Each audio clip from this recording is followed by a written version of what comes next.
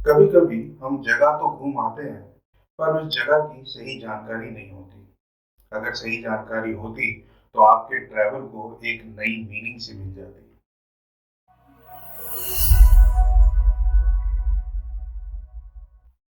नमस्कार दोस्तों, information files में आपका स्वागत है। मैं हूं अनुराग। आज के वीडियो में हम भारत के एक पवित्र तीर्थ स्थल जगन्नाथ धाम के बारे में जानेंगे। जगन्नाथ धाम भारत के पूर्वी राज्य ओडिशा में स्थित है। जगन्नाथ मंदिर गंगा राजवंश के एक प्रसिद्ध राजा राजा अनंत वर्मन छोड़ा गंगा देवा द्वारा समुद्र के किनारे पुरी में 12वीं शताब्दी को बनाया गया था। ये हिंदू धर्म के महत्वपूर्ण तीर्थ स्थलों में से एक है। चार धामों में से एक है जगन्नाथ धाम। इस धाम को यामनिका तीर्थ के नाम से भी जाना जाता है। कहा जाता है कि मंदिर के अंदर यमराज की शक्तियां काम नहीं करती। जगन्नाथ धाम के अंदर जगन्नाथ मंदिर स्थित है, जहां भगवान जगन्नाथ, बलभद्र और सुभद्रा जी की मूर्तियों की पूजा की जाती है। मंदिर की वास्तुकला ओडिशा के कलिंग शैली की है और मंदिर के निर्माण में चारकोने पत्थरों का उपयोग किया गया है। जगन्नाथ धाम का सबसे महत्वपूर्ण त्योहार रथ यात्रा है। इस यात्रा में भगवान जगन्नाथ, बलभद्र और सुभद्रा जी की मूर्तियों को विशेष रथों पर रखी जाती है और श्रद्धालु इन रथों को खींचते हैं।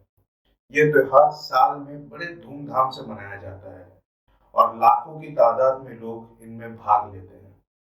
क्या आप जानते हैं जगन्नाथ जी को एक जीवित भगवान भी माना जाता है, और वो क्यों? इसके लिए हमें थोड़ा सा हिस्ट्री में जाना पड़ेगा। कहते हैं द्वापर युग में एक दिन भगवान कृष्ण जंगल में विश्राम कर रहे थे। तभी वहां जरा नामक शिकारी कृष्ण जी के पैरों को हिरन समझकर उन पर तीर चला देता है, जिसकी वजह से कृष्ण जी को गंभीर रूप से घायल हो जाते हैं। जब जरा ने यह देखा कि उसकी तीर श्री कृष्ण को जाके लगी है, वो बहुत पछताए। श्री कृष्ण ने जरा को कहा, मैं तुम्हारा ही इंतजार कर रहा था। इसमें तुम्हारी कोई गलती नहीं है, ये तो होना ही था। डरना या पछताना मत, क्योंकि यही नियति का तरीका है। त्रेता युग में मैंने ऐसे ही छुप के तुम्हें मारा था। उस वक्त मैं राम था और तुम बाली। नियति को कोई नहीं बदल सकता और मेरा वक्त आ गया है यहाँ से जाने का। और श्री कृष्ण ने अपना देह त्याग कर दिया। ये खबर सब तक पहुंचाई गई। फिर अर्जुन ने बाद में श्री कृष्ण की अंतिम संस्कार की, पर देखा कि श्री कृष्ण का पूरा शरीर तो जल चुका है, पर उनका हृदय नहीं जला। वह हृदय अब भी धड़क रहा था। अर्जुन ने आकाशवाणी द्वारा दिए निर्देश के अनुसार नीम के तने पर हृदय को बांधकर समुद्र में बहा दिया, जो बहुत सालों बाद जाके पुरी के तट पर पहुंचा।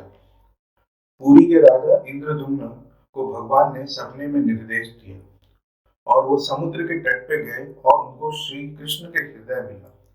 और बाद में ये हृदय, जिसे दिव्य पदार्थ भी कहा जाता है, आज भी जगन्नाथ जी के मूर्ति के अंदर है और ये हृदय आज भी धड़कता है। इसलिए महाप्रभु जगन्नाथ जी को एक जीवित भगवान भी कहा जाता है। अब तो आप जान चुके हैं इनकी हिस्ट्री के बारे में। अब बात करते हैं इनकी मिस्ट्री के बारे में। जगन्नाथ मंदिर का ध्वज हवा के विपरीत दिशा में उड़ता है। मंदिर के ऊपर अष्ट धातु से बना सुदर्शन चक्र हर दिशा से आगे की तरफ ही दिखता है। इस नील चक्र की हाइट 11.6 फीट है और इसकी जो सरकमफेरेंस लगभग 11 मीटर की है। नील चक्र में 8 स्पोक्स हैं और उसकी लंबाई 1 फीट 10 इंच की है और इसका वजन 1 टन है, जो कि 214 फीट ऊंची मंदिर के ऊपर है। अब इस चक्र को मंदिर के ऊपर कैसे लगाया गया, ये खुद में ही एक रहस्य है। सिंह द्वार में एक कदम एंटर करते हुए ही आपको समुद्र के लहरों की आवाजें आना बंद हो जाती है। मंदिर के ऊपर से कोई चिड़िया या प्लेन नहीं उड़ती है। इस मंदिर का कोई शैडो नहीं होता है। 1800 साल से लगातार हर दिन मंदिर के सेवायत मंदिर के ऊपर चढ़ते हैं और मंदिर का ध्वज बदलते हैं। जगन्नाथ मंदिर का प्रसाद कभी अपने भक्तों के लिए कम नहीं पड़ता, चाहे भक्त 2000 या 2 लाख में ही क्यों ना आए। और दोस्तों, आप जब भी महाप्रसाद खाएं, प्लीज जमीन में बैठ कर ही खाएं। यहाँ का प्रसाद मिट्टी के बर्तनों में बनाया जाता है। 7 मिट्टी के घड़े एक के ऊपर एक रखे जाते हैं और सरप्राइजिंगली सबसे ऊपर का जो घड़ा, जो 7वें नंबर का घड़ा है, वो सबसे पहले पक के तैयार होता है। फिर छठे नंबर की बारी होती है और उसके बाद घड़े का खाना तैयार होता है बारी बारी से। हर 12 साल में 3 मूर्तियों की पाताली की जाती है। जमीन की खुदाई होती है, भगवान का सिंहासन निकाला जाता है, उन पर 3 मूर्तियों को बैठा के जमीन के अंदर दफनाया जाता है। 12 साल बाद जब वहां फिर से खुदाई होती है तो ना सिंहासन का अंश होता है, ना ही मूर्तियों का। दोस्तों, अब आते हैं आज के सवाल पर।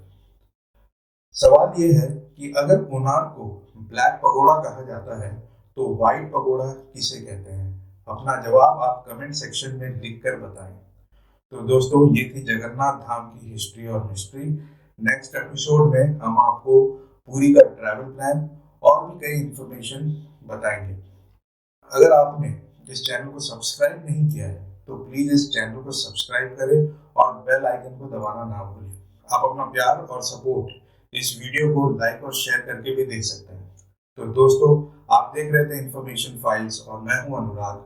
मिलता हूं आप सबसे अपने नेक्स्ट वीडियो में। जय हिंद, वंदे मातरम।